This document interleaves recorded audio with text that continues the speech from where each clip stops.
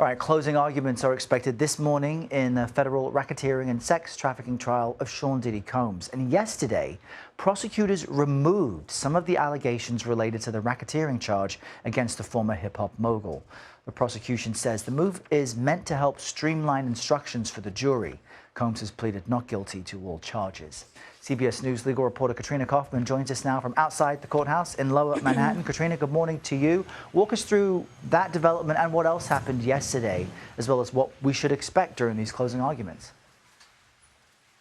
Good morning, Errol. So yeah, what they were doing there is streamlining these jury instructions. It doesn't mean they've taken out kidnapping and arson entirely. Obviously, sex trafficking are key charges in this case, but they took out the attempted kidnapping, attempted arson, aiding and abetting sex trafficking, one of the obstruction statutes. They're just trying to streamline all of this for the jury because this is a complicated case. These are complicated charges. A few of the interesting nuggets that I thought came out of this charging conference, which is really a very technical thing where they're deciding how to instruct the jury, but also very important, how the jury understands the application of this law is crucial for how they decide this case.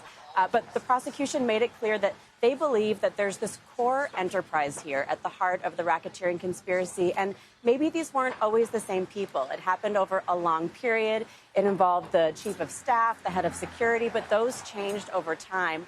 So they want the jury to understand that what there is this core enterprise there that was conducting this activity.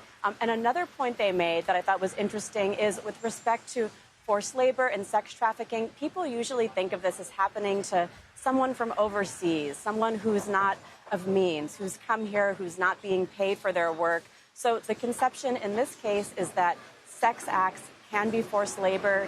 Even if you're being paid to do work, you can also be being forced to do that work. That applies to some of Combs' employees. So these are going to be important distinctions for the jury to understand here.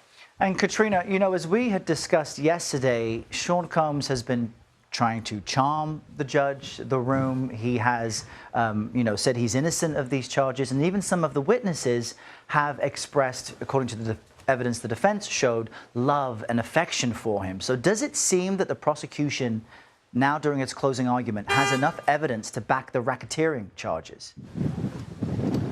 Errol, I think this is the biggest question here. I've absolutely seen them lay the groundwork for all this. You know, the prosecution would not bring a case they thought they couldn't win. They have all the elements of that charge here, but whether they've fully convinced the jury, I'm not totally sure, to be honest.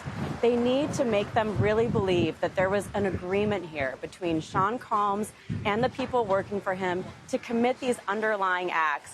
And also what the defense is trying to say is that this was personal activity. These are his personal sexual proclivities. This was not company-related conduct. So today, in closings, the prosecution is really going to have to bring all of this together. We also have testimony from 34 witnesses over about 7 weeks, and they really need to bring all of these pieces clearly against this charge for the jury. Wow, I know you'll be watching that closely. Katrina Kaufman, we'll chat with you again soon. Thanks so much.